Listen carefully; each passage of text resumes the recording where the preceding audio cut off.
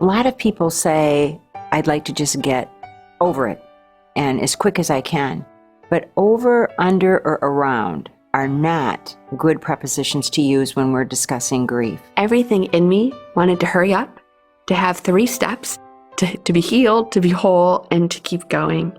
But I learned quickly that if I was going to make it through this, that I was going to have to walk through the valley. It's very biblical. Yea, though I walk through the valley. It doesn't say around or over or under the valley. It says through the valley of the shadow of death, I will fear no evil. And our promise from God in going through is that He will be with us all the way on that journey. Hello, welcome to GriefShare. I'm Nancy Guthrie, and this is my husband, David. In our last session, we discovered that the death of a loved one changes everything. The way you think, the way you feel, your motivation, your relationship with God, and more.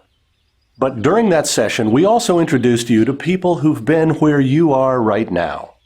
We benefited from hearing them describe how difficult grief was for them. As you watched them talk about grief, you may have wondered, how do I get to the other side of grief? Or how do I reach the point where I can talk about my pain in the past tense? You've just heard people describing grief as a journey.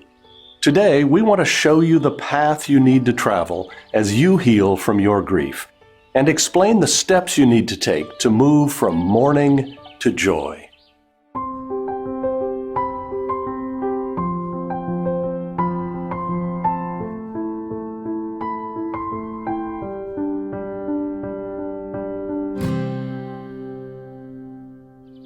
We are at the beginning point of the path that stretches behind us. To get to the end of it, we've got to start hiking. It's the same way with grief. To work through it, you've got to begin the process of grieving. Right now, you may be thinking that you don't want to move forward, because if you do, you, in effect, dishonor your loved one. Or maybe you're ready to move forward, but you worry that others will think you didn't really love your child, spouse, or sibling if you don't continue to grieve heavily for a longer period of time. When we talk about grief, and our goal of grieving is adapting to a new life and to a new normal without that person.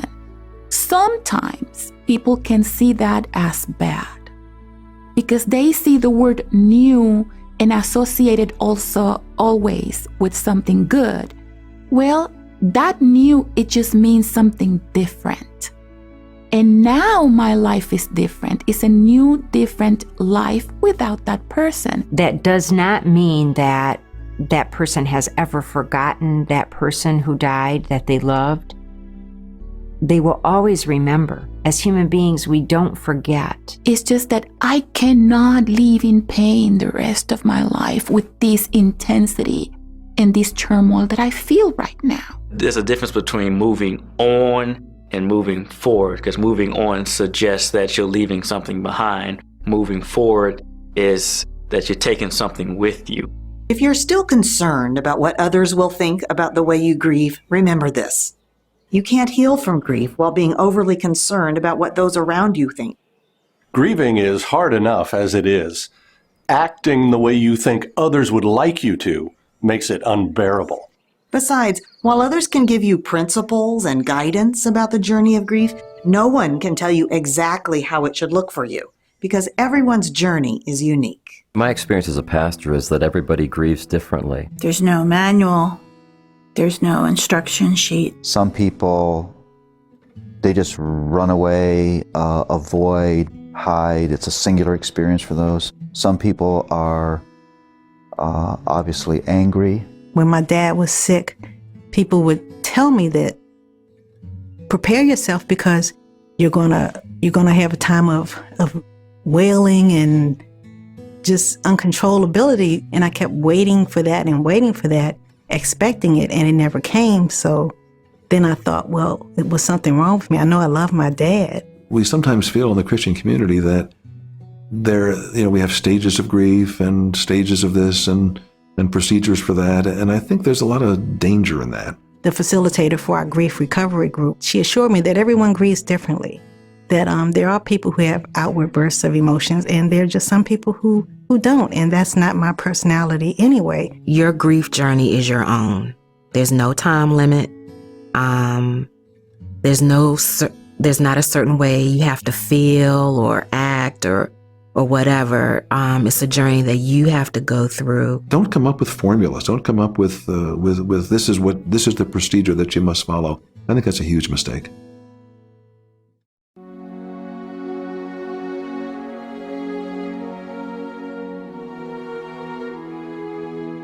Sylvia's first husband, Philip, died of a heart attack. 17 years later, her second husband, Bill, died from heart and lung disease. I didn't grieve the same way with Bill that I did with Philip. With my first husband, it was so sudden. I mean, I was just totally shocked beyond belief. I think it took me much longer to get back to everyday living. Bill's death, while painful, wasn't as sudden, so Sylvia's grief wasn't as intense. No two relationships are the same. And I cannot say that I loved one more than I did the other. Our like I say, our love, our relationship was very different. As far as it being less love or whatever, there was none of that. And I don't feel guilty that that my response was not the same.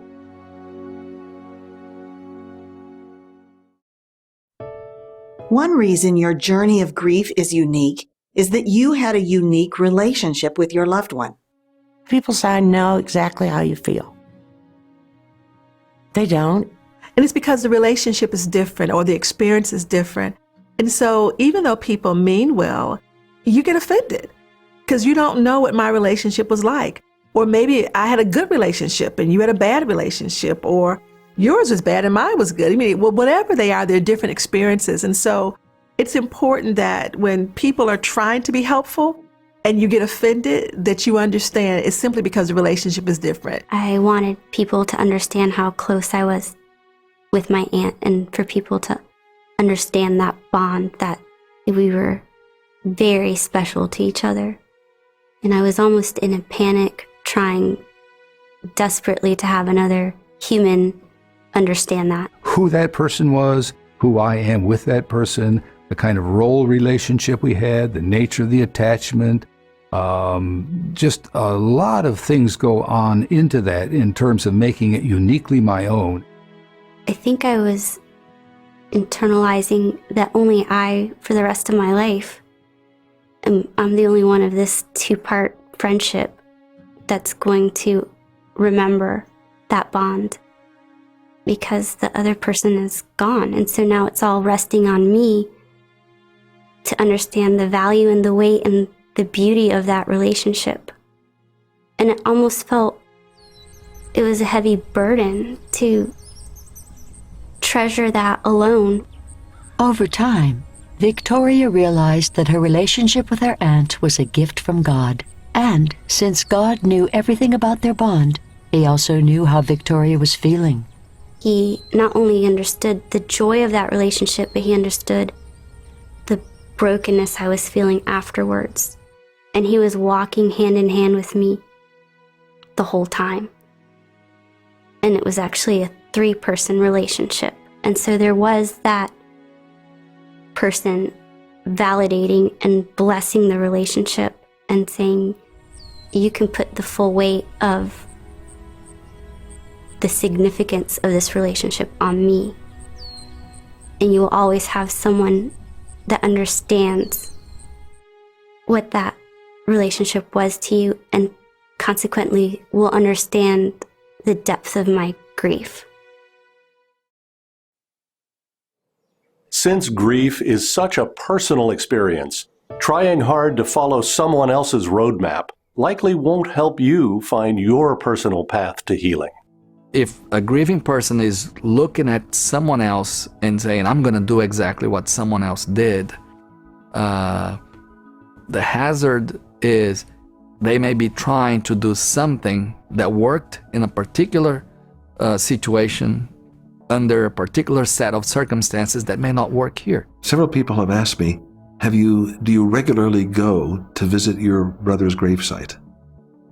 And I felt embarrassed when they asked me that, because I've never been back to his gravesite after I was there at the burial. I was there when he was buried and I was weeping there, but I've not been back. And people say, well, that's what you're supposed to do. And I don't think there's a formula for what I'm supposed to do. I am very logical. I reason things out. I'm very factual. Whereas I've noticed that with other family members, they're more emotional. And rather than go by logic and reason, they're going to feel that moment. When I think about my father-in-law's death, for me, I immediately began to collect memories and to start talking about him and telling stories and keeping the memory alive. For my husband, he withdrew. On my camera, I still have pictures of my mom in her casket. And sometimes when I'm flipping through my phones, I'll go the other way and my friends be like, whoa! I'm like, oh, that's just mom. Why do you still have that on your camera? I said, because I like to see her. Then it's, I have to often tell them, this is what's going to help me. This is my healing process. If you can't do it, then that's fine. Do it when you can. But for me, I need to go this path. She said, but don't you have better pictures of her? I said, what's wrong with that picture? I think she looked pretty snazzy, don't you? Look at her nails. Stuff like that. And they're like, Gracie, you're crazy. I said, I am, but don't worry about that. It'll be all right. Sometimes the hardest part is being okay with how they see it and how they need to grieve, and being okay with how I need to grieve and not comparing the two. Since every person's journey of grief is different, it's not wise for us to give you a map that details the exact path you should take. But we can suggest 6 goals you'll want to work toward. We'll briefly explain 4 of the goals in this session, and we'll share the other 2 in future sessions. Then, throughout the remainder of your GriefShare experience, we'll go into more detail about how you can pursue all 6 goals. So let's look at your first goal. Accept the reality of your loved one's death. When we talk about the first goal of grief as accepting the fact that the loved one has died, many people will say, of course, I see that person in the casket. I know that they died. But the reality is it takes probably 6 to 9 months for the heart to accept what the head has already seen. That is, emotionally, for a long time, we think we hear that person coming back, or you come home from work and you walk in the door and you want to say hello to your son or your wife or your parent who might be living there, and it just doesn't happen. And so when we talk about accepting the reality of that death, it really means putting yourself in situations where you really face the reality that that person is not there and is not coming back. One of the hard things about the grief journey is that you have so many tour guides. You've got us telling you what to do, people you see throughout the GriefShare videos, well-meaning friends, suggestions in your workbook. Sometimes it can be overwhelming. Surrounded by all this information, it's important that you turn and listen to the one person who is best suited to help you through the grieving process. I think I need to be able to say, God, not only are you relevant to this process of healing, but you're central. And whatever the word hope means, I've got to find it in you. God's comfort is to be sought as well. So in some sense, it's not automatic. There is a component to it that God says, draw near unto God, and he will draw near unto you. Seek the Lord, and he may be found. There's certainly grace that comes to us unmerited in that sense in which he is with us. But there are also moments he wants us actually to seek him. Run to God, cry out to him, accept the hope that there is there, accept the comfort in the Psalms and the scriptures. It's the promises in his Bible that give me the most comfort. It's not a warm feeling I get. It's the truth of God's word that he has promised that the grave is not the end.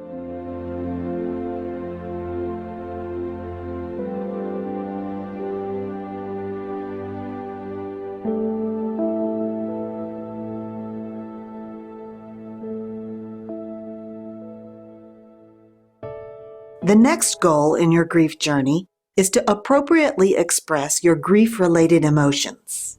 When we try to numb emotions, what happens is we numb all emotions. So if I numb my anxiety and my anger and my sadness, I'm also numbing my joy, my love, my connection. So as I run away from feeling certain things, I'm also running away from the opportunity to use those feelings for healing in my process. I usually felt better after I cried, so I knew that it was God's way of helping you deal with a situation. The fact of the matter is, the more you keep your emotions inside, the more you try to swallow them, the more they'll come out in probably more detrimental ways. And therefore, we really encourage people to set as one of the goals of grief to be authentic about how they're feeling, to be congruent, if you will, to say, I'm really grieving. I feel very, very sad or angry or whatever the emotion might be, and find some appropriate way to give expression to that. The next goal has to do with how you see yourself now that your loved one is gone. In short, you need to figure out who you are without that person in your life. I remember the first time that I received something in the mail that said, H. Norman Wright, widower. I sort of bristled. I did not want them putting that label on me, even though it was true. When my mother died, that was the second of my two parents who passed away, and I walked around for quite a while saying, I'm now an orphan. I have no parents. It is coming to the place where we realize that I no longer am that same person. And so we have to sort of carve out this new identity. And it's a hard adjustment. You might bristle at the idea of establishing a new identity. You still want to be known as your late husband's wife or as your child's mom, and that makes a lot of sense. But there are better ways to honor your loved one than to continue to define yourself by your relationship to him or her.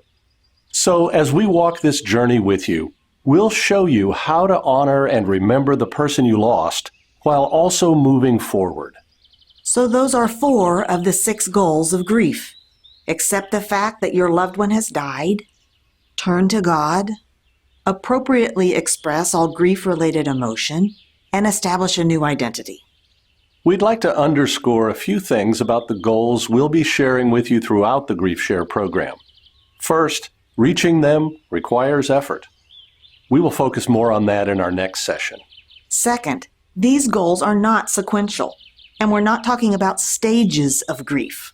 We've tried to present them in a logical order, but you'll probably find yourself working on multiple goals at once.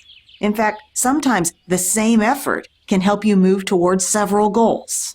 And finally, some of you may not feel like trying to accomplish any goals.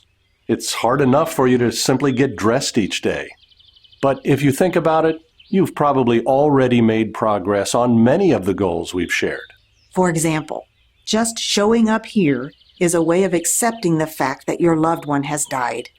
And you've probably already spent time being sad, so you've already begun to appropriately express your grief. And I'm sure that some of you have already turned to God in prayer, or perhaps you've done some of the exercises in your GriefShare workbook. Those are both great examples of turning to God. So while you have a ways to go, you're probably further along than you thought.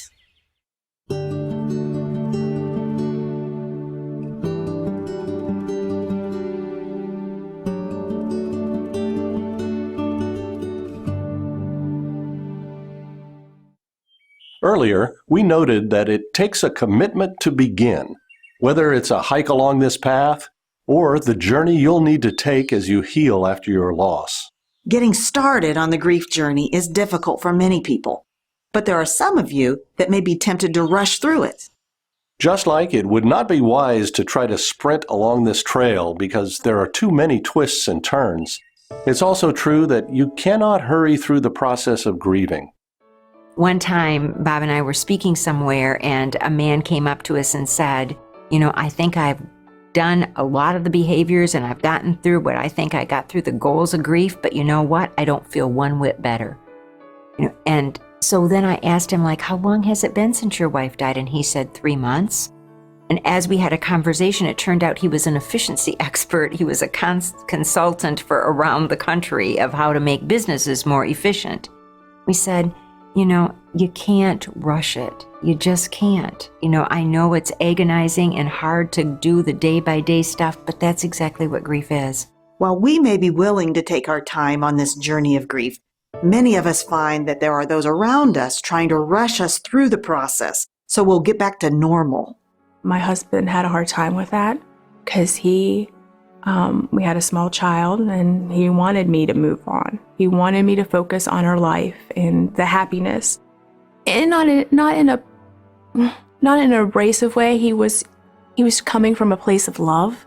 He didn't want me to get stuck in my grief. The day after the day she passed, it was, late in the evening. So we came home, and then the next morning, I could not believe that, folks were looking for me to get out of the bed. And somebody looked at me one day, well, why can't you just get over it? Why can't you just go on with your life? What does that mean? She has been my mom since day one. My love started since day one, all the way. She was 54 years old. It hurts just like it happened yesterday. I had one friend that came less than a month after my husband died and said, I know you're busy with your mom, but we need to clean everything out of his room. We need to get rid of his clothes. And I just stepped away into the bedroom, and she found me silently crying into a towel. I was not ready. People around you may come to you giving you advice on what you need to do to recover, on how soon you should recover, on recommendations that they offer. If you are not ready for those recommendations and you are assertive, then I would recommend you saying, you know what, thank you. Thank you because you mean well. You want the best for me. But I am not ready for that. I'm still in pain. I know you can see from the outside what may be best for me, and that may be a good idea, but right now I don't feel ready for that. Now, if you're passive and you don't dare to say something, just thank them. Thank you for your recommendation. I'll think about it. And you don't have to do what they're recommending if you're not ready. Remember that your grieving is personal and you go through your own timing and pace. But thank them because they mean well and you want them to love you and support you. I think that people, have a hard time because they don't understand what to say. Christina, whose sister died from cancer, was struggling to communicate to her friends and family how best to help her. So Christina wrote a grief letter. My grief letter directed to my coworkers and my boss was sent via email. And I wrote a letter to my husband. Christina quickly saw the benefits of writing and sharing the letter. It was an excellent idea for me to write the grief letter because it made the entire communication with my friends, my family, my coworkers better because they understood how to help me. And that's what they wanted to do. They just wanted to help. The letter also helped her husband, Steve, have a better idea of how to care for Christina. My husband is very sweet, and he would come and just want to hug me, but that would make me cry more. And so eventually I got tired of crying, and I wanted to try to, put it out of my mind for a minute. And so I let him know that sometimes if I needed to, turn away from a hug or just have a minute by myself, that, it was not directed to him personally, but that this was something that I needed to walk through by myself because of my relationship with my sister.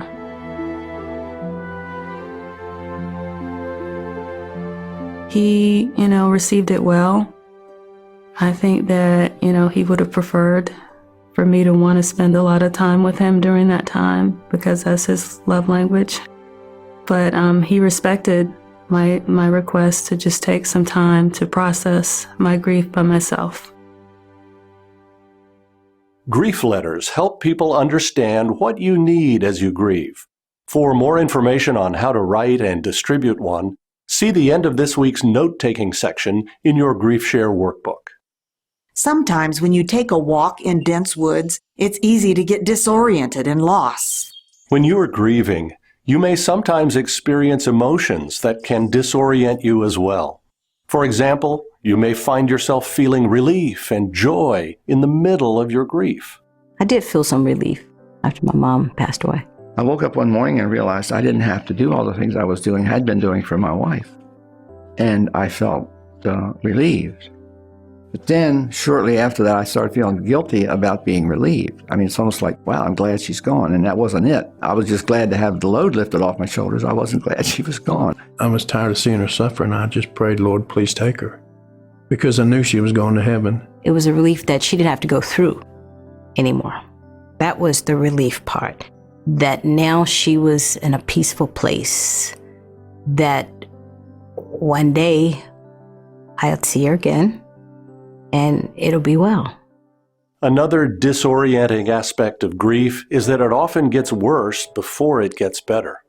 My intense grief came about 3 months after he passed away. It's kind of like when reality really set in and he is not coming back. He has not gone on a vacation. He's not coming back. I think my first year of grief everything was just new to me, and it didn't all make sense. I was just kind of in this fog. And it wasn't until really the second year that I felt like this depression hit and this realization that he's not coming back. And it was a struggle and anxiety about everything. In a lot of ways, the second year is worse. Because the numbness of the first year has worn off. And so you go through this pain, but then you start taking steps moving forward, and the grief that was this big is now maybe like this, and then shrinks a little more, then it expands. It's heavy in a whole new way. I remember calling my sister, and I was hysterical and told her, Renee, he's not coming back. He's not coming back. He's not coming back. Just screaming in the phone, he's not coming back.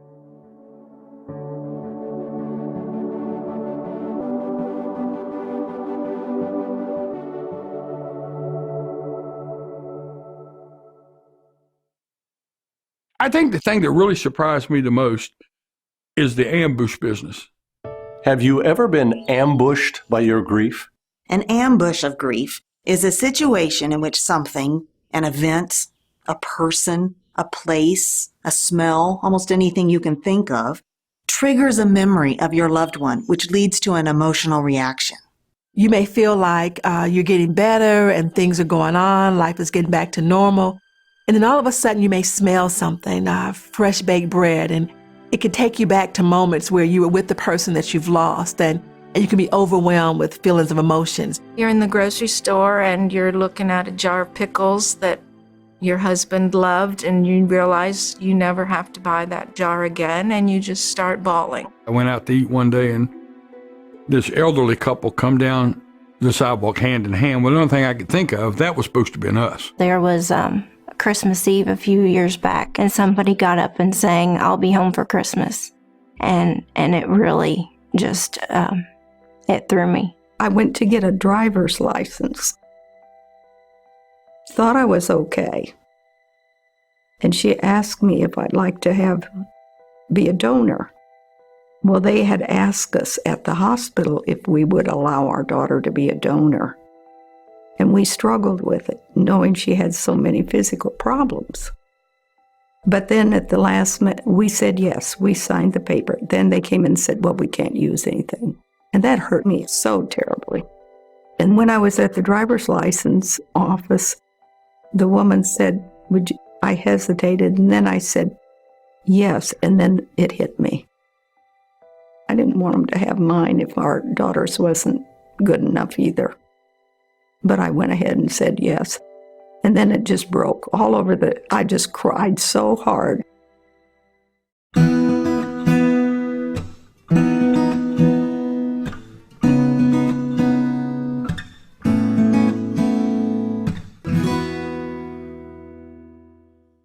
Some grieving people fear being around others because they're not certain who or what will trigger an ambush. But isolating yourself isn't going to help you make progress on the journey of grief.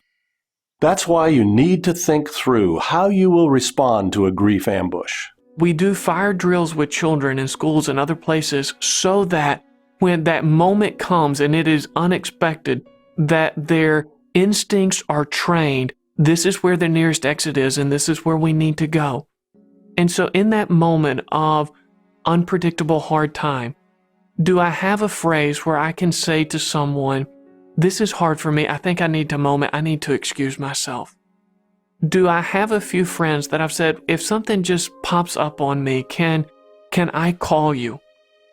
Do we have some places in Scripture that we can go to seek comfort, that just reminds us that God cares and He understands and He can relate to this experience? And if you feel emotion, it's okay to cry. And if you feel laughter, it's okay to laugh out loud. And the people around you may be clueless as to what's going on. And so it may feel a little awkward, but it's a private moment. And so the question is not so much what do I do as if I need a detailed itinerary for every possibility that could happen in an unpredictable hard time of grief, but do I have a sense of where I'm going to run in that moment so that I don't feel stranded and alone when those times come? The journey you're on right now can be painful. There will be countless things, parties, anniversaries, holidays, church services that you do for the first time without your loved one. When those events come around, it makes sense that you'll be looking for a way to comfort yourself. But it's important that you choose wise ways of finding relief. Some of the things people use to feel better only end up adding to their pain. I mean, there are lots of things that we do to make ourselves feel better just because we don't want to experience the pain. I probably shopped too much. I was using the alcohol as a Band-Aid. It just seemed like some people get comforted different ways, like they drink or take drugs or whatever. I got comforted with food. If I wanted to cry, usually I didn't if I was drinking.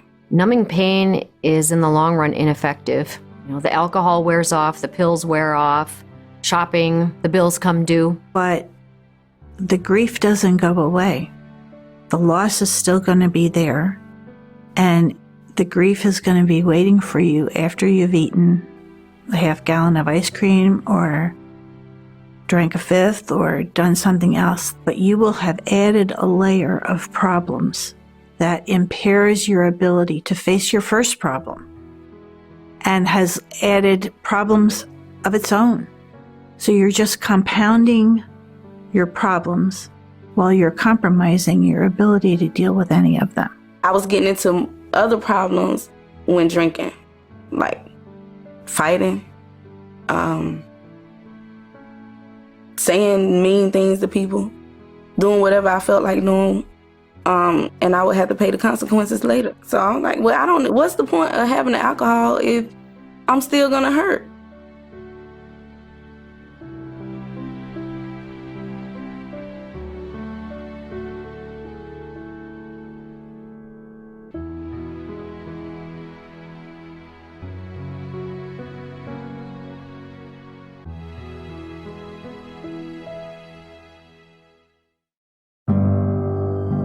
Years before Cindy became a Christian, she had a cocaine habit.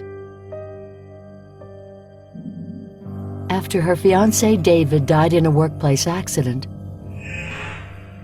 her friends and family worried about how she would cope with her loss. So now fast forward and I call this man and say, I need some drugs. And he said, Cindy, I thought you were some kind of Jesus girl now. Like, I'm not selling to you. And I said, hey, what are you talking about, Jesus? Like, I've got cash, you've got drugs. This is how it works. Like, I buy drugs from you. What Cindy didn't know is that her father had spoken to the local drug dealers. He threatened to kill anyone who sold drugs to her. If I ever find out that you've been selling her drugs, I will kill you. Whoa, man, listen. And he said, Cindy, your dad was not kidding. He would kill the person that sold drugs to his daughter.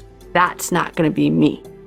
Then, the drug dealer gave Cindy some good but unexpected advice. And then he said something like, you need to get down on your knees right now and pray and ask God to help you. And I'm like, you are a drug dealer. What are you doing telling me to pray? And so all of a sudden, I'm determined, like I'm gonna find some drugs. So I went to walk out of my door, and there was my girlfriend. And she had a sleeping bag, a pillow, and a bag filled with her pajamas. And she said, craziest thing. I was just praying, and God said, you need to go spend the night with Cindy. Cindy is thankful that God sent her friend to stay with her that evening. She is also thankful that, since then, she hasn't experienced such intense cravings for drugs. You may not be tempted to use cocaine, but you'll certainly be tempted to comfort yourself in unhealthy ways. So how can you resist? First, remember that unhealthy forms of comfort don't help you.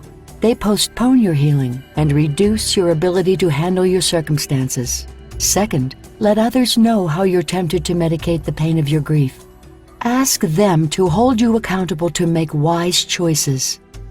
Third, develop the habit of going to God in prayer and reading His Word when you feel overwhelmed with grief. Developing this habit takes time, but it will lay a solid foundation for your healing. You may be wondering, how long will this journey of grief last? Perhaps you're tired of grieving. And even though you love your former spouse, parent, sibling, or child, you know that you can't go on feeling this much pain forever. Many times I'm asked, how long is my grief going to last? And my response is, I wish I could give you a definite time, but I can't. I don't think in terms of grief as weeks or months. I think of it in terms of years.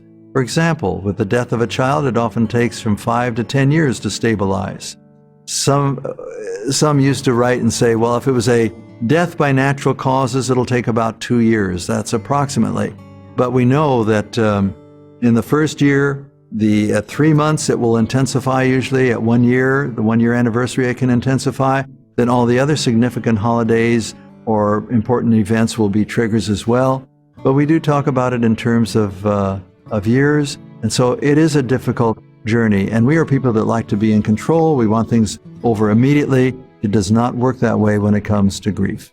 After I had been widowed for a while and was at church one Sunday, some people from what they called themselves the widowed group came up to greet me and said, well, welcome to our widowed society. And I said, well, what does that mean? And she said, well, you know, I want you to know as a widow, you'll never really be that happy again or feel very good, but it will get better. I really wanted to heal. I don't believe the grief journey has to be like some people may choose or think that they have to experience it where it gets a little better, but I'm always going to be grieving. I'm always going to feel pretty bad because this loved one isn't here.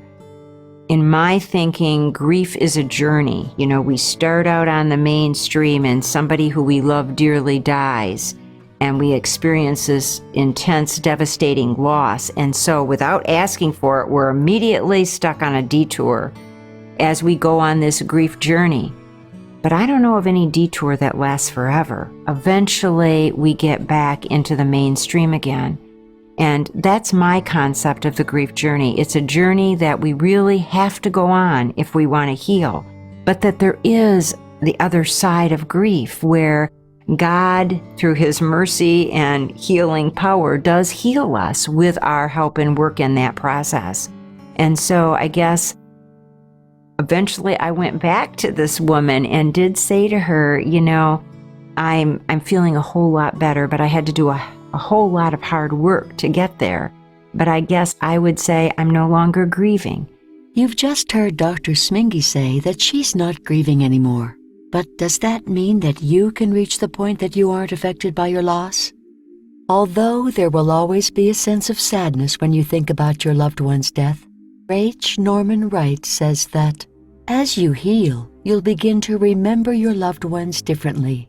There's two types of remembering. There's emotional remembering, where we remember the loved one and the feelings and the emotions come to the surface.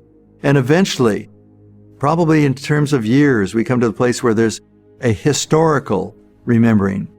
Yes, that was the person in my life. but the emotions are not there like they were before.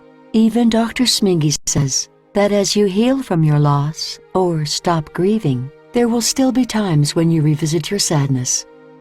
It's like high school, college graduation. Okay, I did it. I got through the grief journey. I think I'm completed it. But that doesn't ever mean that we forget our college or our high school. We go back even for reunions. And maybe those momentary sadnesses could be, we're going back for reunions. We remember the way that it was, and maybe how it would have been if these people were in our lives even now.